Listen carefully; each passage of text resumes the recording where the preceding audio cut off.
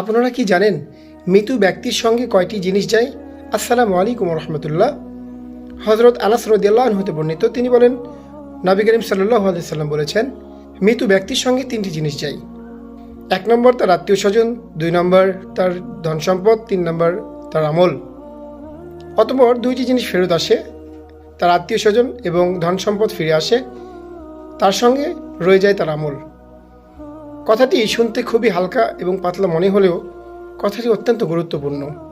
কেননা আমরা যখন মৃত্যুবরণ করব, আমাদেরকে যখন দাফন কাফন করা হবে, আমাদের ধন সম্পদ আত্মীয় স্বজন সকলেই ফিরে আসবে, শুধু সঙ্গে থাকবে আমাদের আমল, চাই সেটা বদ আমল অথবা নেক আমল।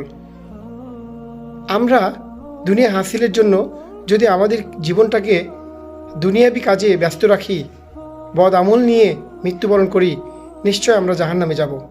তাই আসুন এখন থেকে আমরা সতর্ক হই এবং নেক আমল নিয়ে যেন কবরে যেতে পারি এবং ইসলামের পরিপূর্ণ বিধান যেন মেনে চলতে পারি। আল্লাহ তাআলা সবাইকে নেক হায়াত দান করুন। আমি আপনাদের জন্য দোয়া করি, আপনারা আমার জন্য দোয়া করবেন এবং ইসলামী ভিডিও বেশি বেশি শেয়ার করবেন। সবাই ভালো থাকবেন। আল্লাহ হাফেজ।